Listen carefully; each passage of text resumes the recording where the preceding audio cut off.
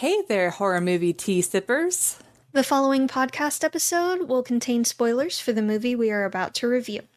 If you have not seen the movie and do not wish to have anything ruined prematurely, please do not continue to watch or listen until you have seen the movie. And welcome to the Horror Movie Tea Podcast.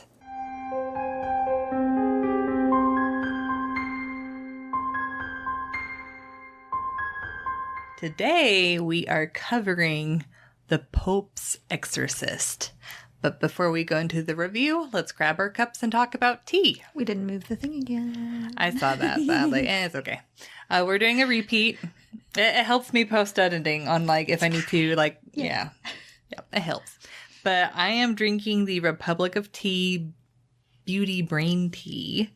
It's got orange peel, lemon, white hibiscus, ginkgo, rose hips, bamboo, lion's mane, kiwi, safflower, and blue spirulina.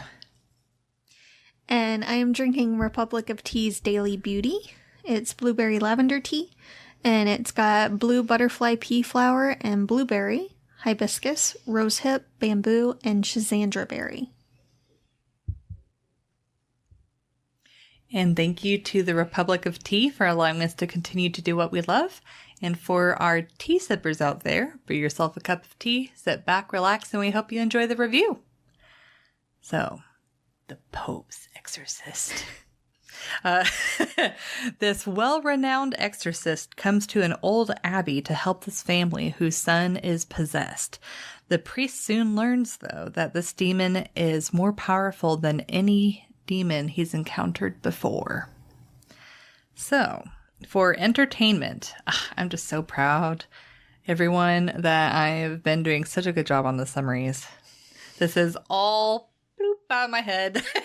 But anyways, so for entertainment, I have a feeling I might have enjoyed this movie a little bit more than you, just hearing your passing comments about this movie before. But so this is the second time I've watched this movie, and I give it a 7.25. I like that the priest himself, it's Russell Crowe. Yes, he does do a good job. He does a really good job. Mm-hmm. And he brings a lot of good personality to the character. He does. It's one of those priests that his methods are kind of unconventional, but you just kind of have to go with it. You learn that... but he's also more relatable. Yes, he is definitely more relatable. Yes. He's not I'm holier than thou person. He's more realistic of a person. Yeah. But it's you learn that in a lot of his exorcists, he isn't actually performing to exorcise a demon. It's because people are wanting either... he essentially... It's a placebo. Yes, it's a placebo effect. It's theater. Yes, it's theater. But yeah, I really like that he is kind of a little bit of an oddball, even in the Catholic Church, and but he kind of is very much doing his own, going about it his own way, but still has the best of intentions. And I do like that he does try and verify what the family has done beforehand to confirm if it's actually a demon or not. And then he does his own test.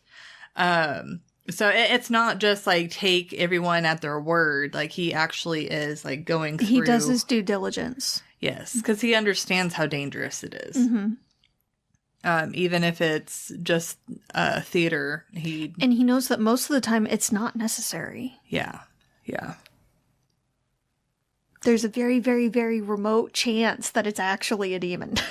But I kind of getting into the critiques of this movie. I will say that this movie is kind of weird because it feels fast-paced and slow-paced all at the same time.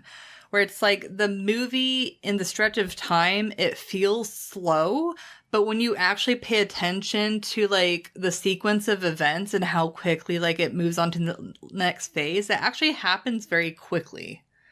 So it's this really weird pacing of the film.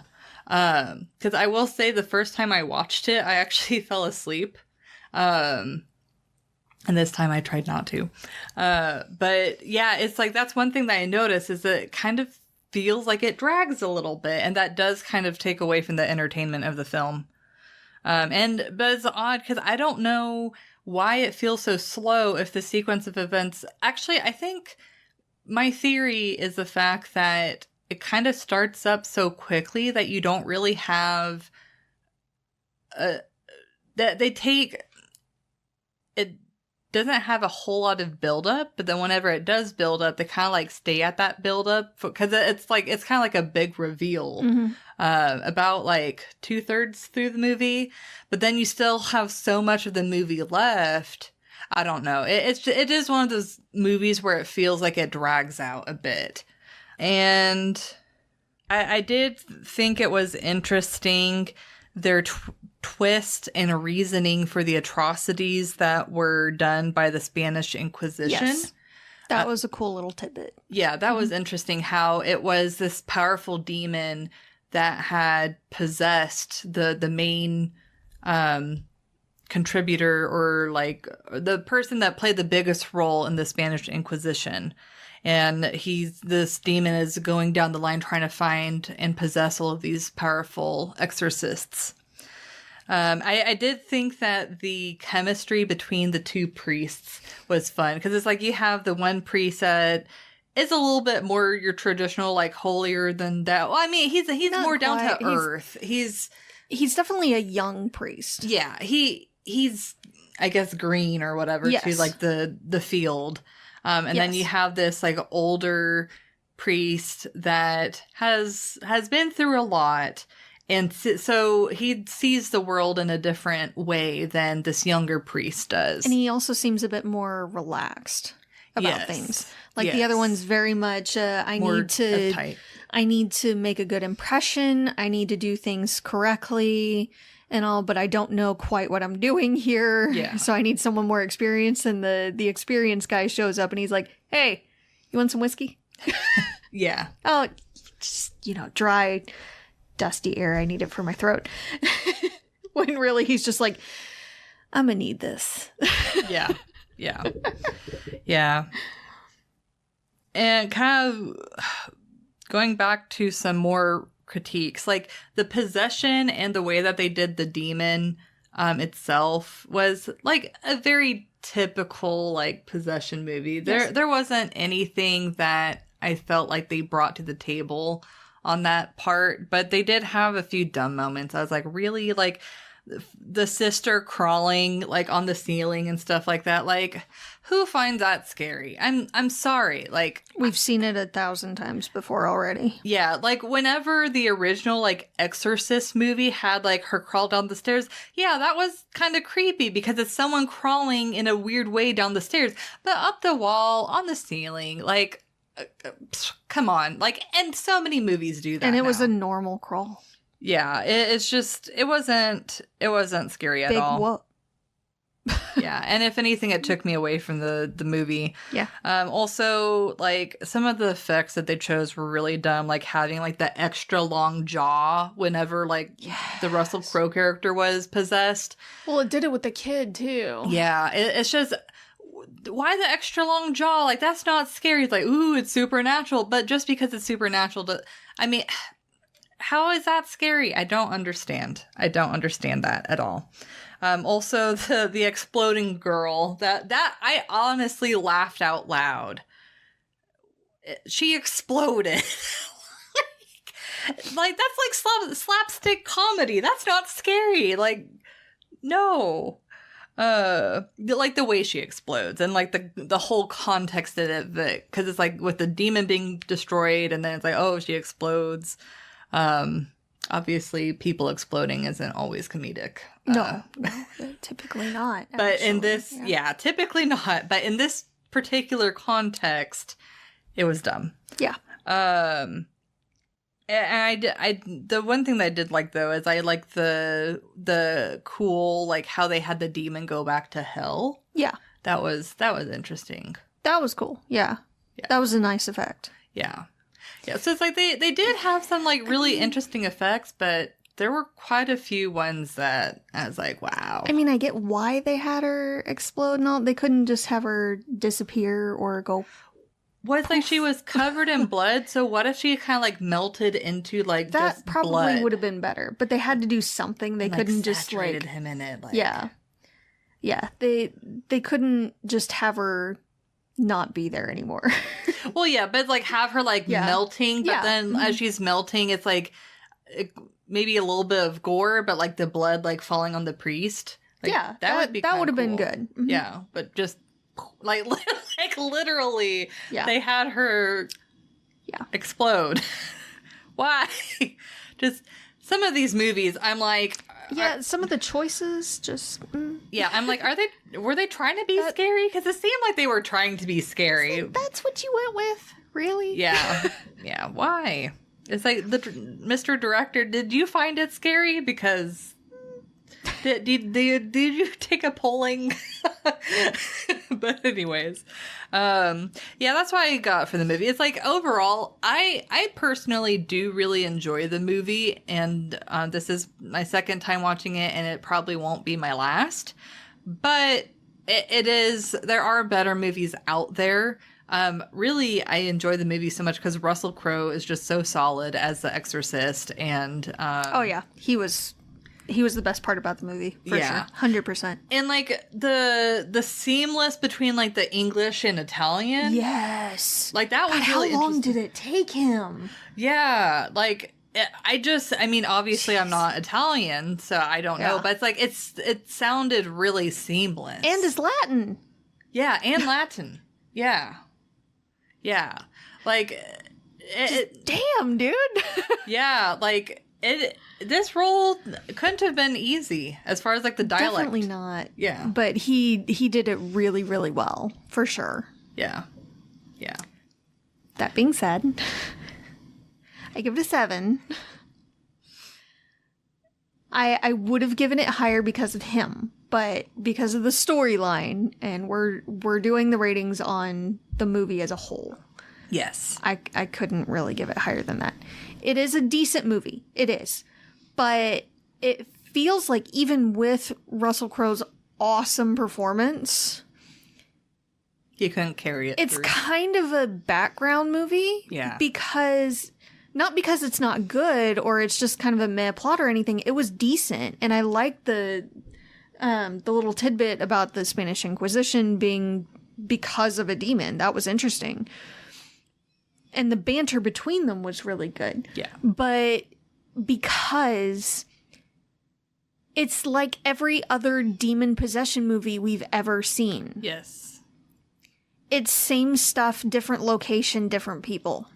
Yeah, like they brought a few things like the Spanish Inquisition thing Yeah. to the table that was new, but everything else is just like copy paste. It really was. Yeah. A demon is trapped at a supposed to be holy site. There's a kid that gets possessed because of a past trauma. The kid is speaking in different voices that shouldn't be his own, saying things that he shouldn't be able to or shouldn't know, or things like that. There are scratches appearing on the kid, writing appearing on the kid, kids climbing up a wall, like telekinesis. Being all gruesome and nasty to like Yeah, the parent and it's- sister and And Exorcist, like, it's same stuff. Mouth extending. yeah. Same song and dance. It really is. Levitation. There was levitation as well.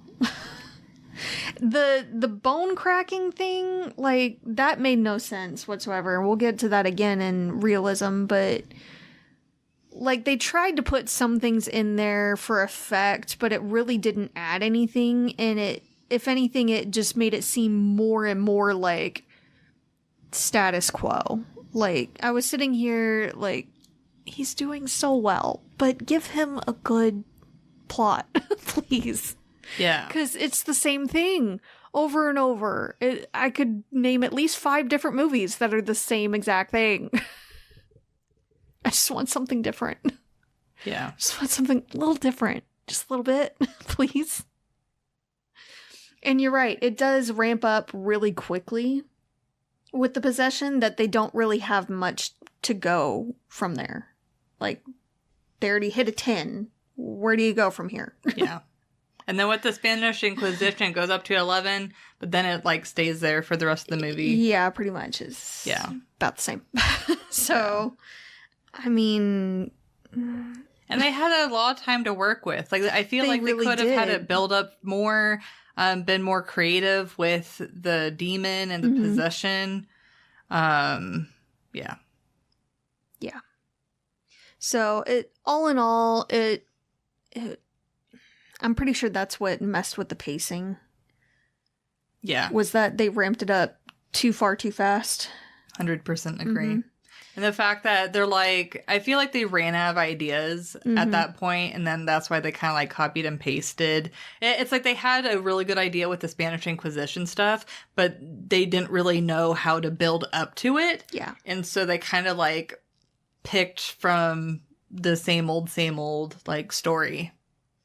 Which sucks because I feel like if they had it solid from the beginning and led up to the Spanish Inquisition, this would actually, like... Oh, that would have nailed it. It would have been an amazing demon possession movie. Yeah. Would have been really, really For good. sure. Like, it had so much potential. And the cast was so good. Yeah, the cast was really good. The Pope dude was really good, too. Yeah. Yeah. But... And then with the family, the sister was okay, but... Yeah. But the mom, like she was a really good actress. Oh, and another thing with demon possession movies, they got rid of the kid's eyebrows and like bulked up the brow bone. Like in every other demon movie ever. That's not scary either. Just saying. Yeah. But Russell Crowe can only do so much. Yeah. Guy's a treasure, but he can only do so much. That's what I got for entertainment. I got a whole lot more for realism, so let's get to it. Yeah, I'll be interested in realism because Whole lot more. So I gave it a 3. But I feel like I said, the movie does drag, so it's kind of like one of those things where it's like there's details start to fade in the background. So fair. maybe I missed some stuff, but I know like this movie does take place in the late 80s. I think it's 87. And you definitely, they do call to that vibe because the mom comments on the daughter's outfit being too like revealing, and she's wearing like short shorts because she's like, oh, we're gonna have construction workers. We're not in America anymore. At this place that we'll be living at. And so she kind of comments to that, which is interesting because I feel like Europe, at least in American culture, Europe tends to be thought of as like, oh, they're more like free with their bodies and stuff. So I don't know. Maybe she thought because it's a new place, they don't know how things are. That or she didn't want like her daughter to potentially like call attention to herself, which I mean is bullshit that she said, but 80s. So I thought that was interesting that they were kind of like calling to that time. The mom's reaction finding that the doctor was essentially no help for the son, I thought was really good and realistic. I mean, how heartbreaking and frustrating would it be to be like, you know, my son is going through all of this and you literally can't do anything. Like you're giving him as like antipsychotics or something like that. No, it was a sedative. Or a sedative. They sent them home with a sedative. If he gets too out of control, then use this on him, basically. Yeah, it's like that. Everything's fine otherwise. Yeah, it's like that's not a solution. But yeah, I can't imagine. Even refer her to a psychiatrist. Yeah, but I mean 80s, to be fair. Still. But yeah. I mean, the kid scratched his own face to the point that it bled. Yeah. Yeah. There would be some mental talks. Yeah, you would hope so. But yeah. Anyway. Also, whenever they're showing the profile of the son to the priest, how did they get all of those records on the son? Like, they had quite a thorough, like, folder of him. Like, fax machine, I guess. well, I mean, but getting that information to begin with. Yeah. Like, how much digging could they have legally done? Like, yeah, unless the mom signed some kind of forms to share the medical information. Yeah, I don't know. Because I'm pretty sure HIPAA was a thing even then. Yes, it was definitely. But like going kind of back to the more realistic sense, Father Gabriel not forgiving himself with what happened to the woman. Rosaria. Yeah. I thought that was really good. And it's like I do enjoy the fact that it's like it's a seasoned priest, but he also has like sins and he's carrying a burden. So I thought that really added to his character and expanded on his character. Also with the other priest, like I like the fact that they called that neither one of these priests are perfect. They have skeletons in their closet. They're human. Yes. But it's like kind of moving past that so that way you can be able to like help the family. And then another thing that was more realistic is Henry the son not talking at all after the accident with the father. That's another reason why the mother should have thought of therapy first before calling some priests. Because, huge trauma to be able to see your father like that. He definitely should have been seeing someone before then anyway. Yes. And even if he's not talking, there are other ways of communication. Yes. He was playing with the sister before. That's why the demon was mocking the knock. So. Yeah. Yeah. I did find it also realistic, like the politics of the Catholic Church and them saying, oh, we don't really need an exorcist anymore. And kind of like in the beginning scene of that, of course, that like seemed to flip a little bit with the whole like Abbey thing. But I can see, and the not conflict, so to say, but the difference in viewpoints of like the older priests versus like the younger priests that hadn't experienced the same thing as the older priests. And they do mention at one point it's because the older priests have essentially cleaned up the house a lot. They haven't encountered a whole lot of demons because of all of the like things that they've done. So I thought that was interesting. And I feel like that's very true to like modern culture, to where it's like we get so used to something being a certain way, we forget that the world used to be very different in other ways.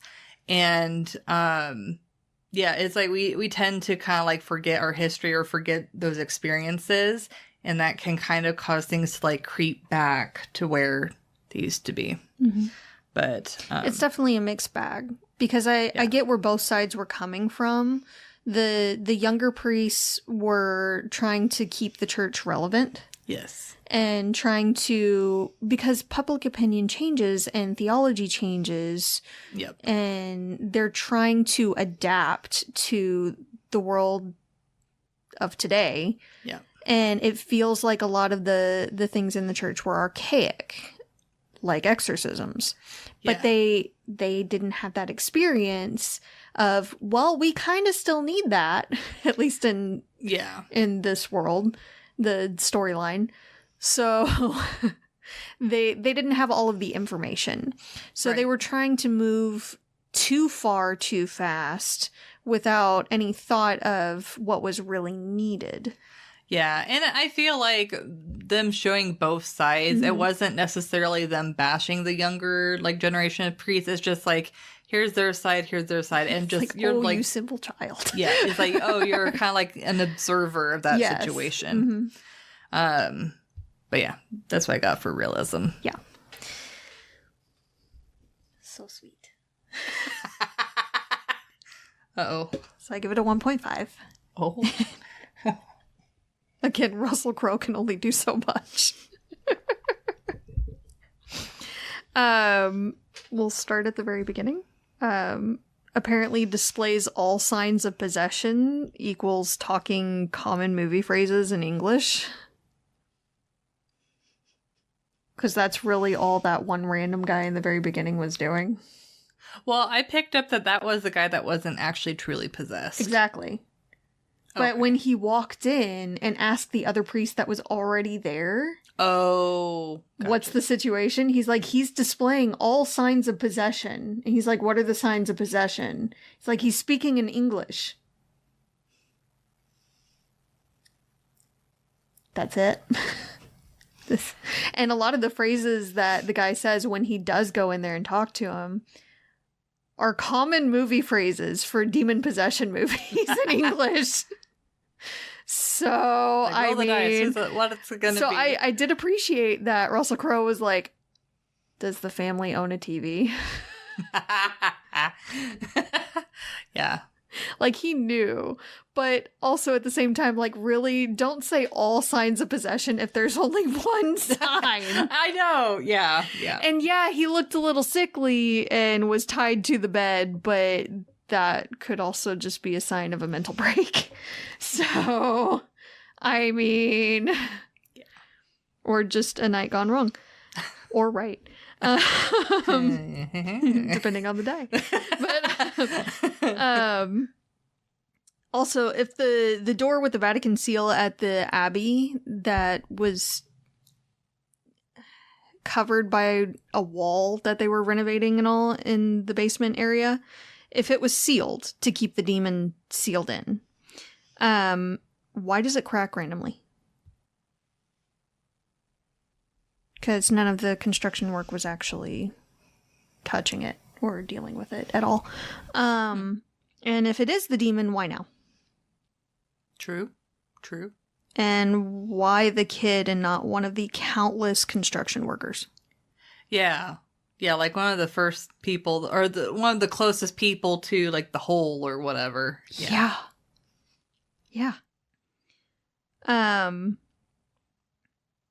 Also, how did the guy in the cage, the dead priest guy in the cage, Yeah, that had the key. Yeah, supposedly swallow that key? Thing was spiky as F. Wouldn't have been comfortable. I'm calling bullshit. Thing was huge, too. Nope. Bull. Amy's neck would 100% be broken. The sister. Yeah, because it's like, because they start to, like, turn her head, and it gets pretty far. Yeah. And then she's like, I'm fine. Yeah, this is fine. Also super wishy-washy on whether or not she is possessed. It was just when it was convenient, apparently. Yeah. Beautiful, if morbid, imagery of the blood around Rosaria and Gabriel. The blood on the ground looked like wings, like she was a fallen angel. Mm-hmm. Beautiful imagery. I feel like not quite as accurate as how blood would do on the stones like that, but beautiful image. Why are the mom and sister allowed into the room when they try to do the exorcism on the boy? They hadn't been cleansed or trained. They're essentially liabilities. Yeah. Because they even demonstrated, it's a fake exorcism, but it's like they brought in a pig into the room to, like, have the demon, like, possess. So it's like, if he's doing the same theatrics, but on an actual demon, it's like they would want people, the least amount of people in there as possible, to give the demon less, like, transfer room. Yeah. Again, liabilities. Yeah. Why the bone cracking sounds? When the sister, like, gets down on all fours and all? Like, for effect? Because it didn't make sense. Her arms and legs didn't move into positions that they couldn't have otherwise. So... Speak for yourself. I'm not that flexible. And then it would just be snap, crackle, pops of, your joints just lightly popping like we do when we get out of bed. Not like bones cracking and sinews like squelching. Like, no, you didn't need those effects. It was just for movie effects, and it was dumb. It took me out of the movie-going experience, honestly.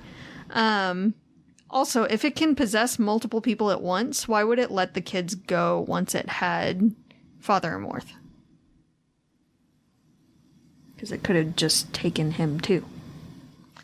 True. I kind of thought of it as like whoever the demon is possessing determines like how much strength the demon has to use to keep them possessed. So I was like thinking like, well, 2 kids, the demon could probably like split up itself, and that would be, less difficult, versus 1 priest that has been exorcising demons for a very long time. He's a part of the church.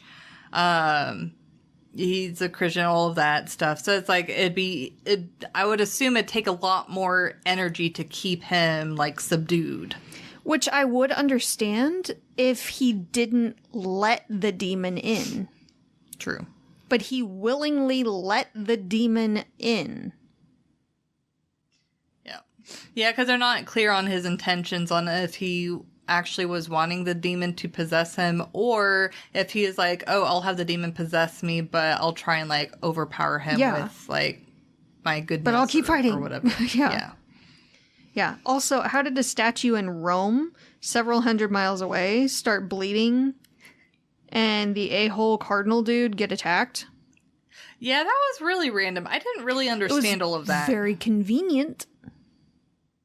It was very convenient that he got attacked so he could be sent away so they could have the other cardinal dude over them instead. Yeah. The only thing I can think of is like with the demon possessing the Exorcist, it was him literally trying to attack the church. And so it's like, oh, the devil is like getting a part of the church now. Several hundred miles away. Yeah. What I think are the it was rules supposed here? to be like more like symbolic or like representative than, yeah.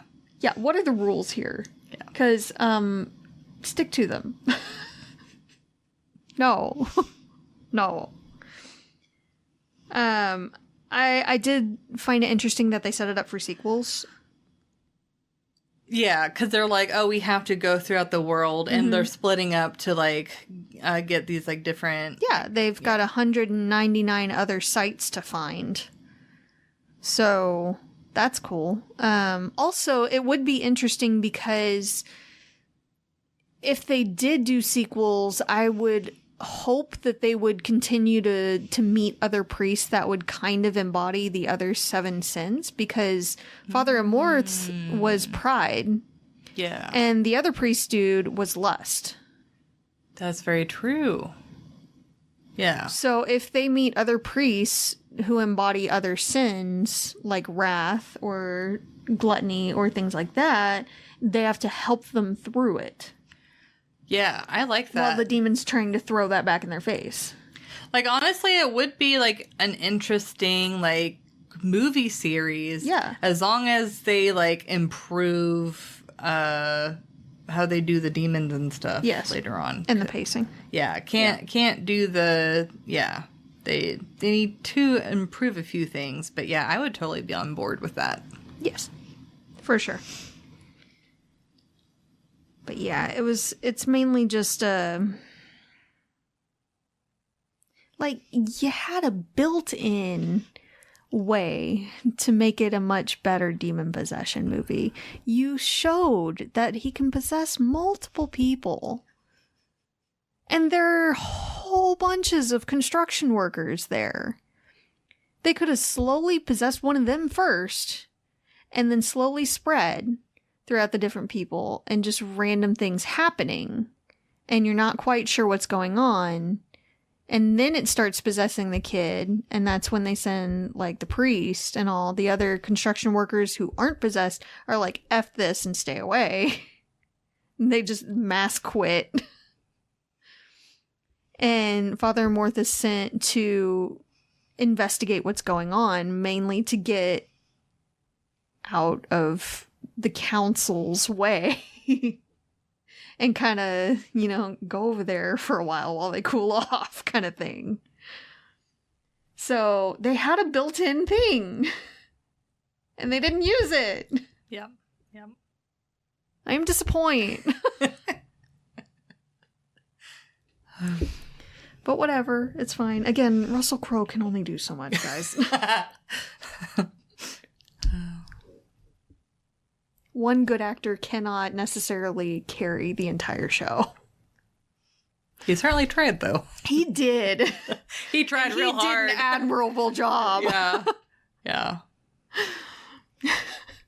Yeah, like the characters themselves of the movie, like, are pretty solid. They are. Really, they did a decent job. Yeah, it's really the storyline. It's just so... And the pacing that take away. Almost, but not quite. And I guess it's not really, it's more the pacing than anything, because it's like the storyline itself is interesting. It's just how they execute it. I feel like the storyline was, like, it just missed the mark. Yeah. That and... that the demon abilities and everything were just cut and paste from every other demon movie ever. Yes. So. Yep. Yeah. Yeah, like overall, I feel like this is potentially a movie that can be skipped.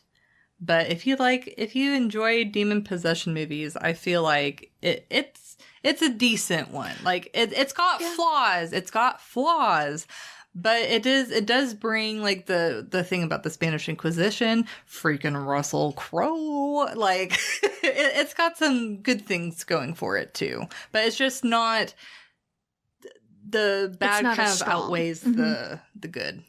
I feel like it's worth at least one watch. Yeah. But there are also better movies. Yeah. There are way worse movies too. But it's because it's so similar to every other demon movie ever, it does kind of fade into the background a little bit. Yeah. And I know for me, we've already reviewed the previous the Exorcist sequel movie. Yes. Mm-hmm. And the newest one. I personally prefer this movie to that one. Yes. Mm-hmm. But so if you want context, it's better than that movie. Mm-hmm. But it's not like amazing. Yeah. So it doesn't quite scratch that itch. Yeah. It leaves you wanting. A little bit. Yeah. Yep. And sleepy through some points. If nothing else, watch it for the banter between the two priests. yes, that one, it is fun. Oh, God. And when he basically tells the council to shove it. Yes, yeah. God. That scene was just, that was beautiful. That was beautiful. Yeah. I report to my local diocese. My local diocese is Rome. Person I report to is the Pope. So you got a problem with me, talk to my boss. Yeah. Yeah. Yes. Wonderful. But thank you for joining us today, and let us know what you thought of the movie. If you'd like to recommend a movie, game, or tea, you can leave us a comment or join our Discord server. And if you'd like to keep up to date with our content, you can find our link tree listed below. And if you'd like to support us monetarily, we have a Teespring and a PayPal, or we have our affiliate link with Republic of Tea available. It does not affect the price of the tea, it just allows us to continue to do what we love. And you can find all of the sites mentioned linked below. But until the next time, guys, stay safe and stay spoopy. Bye!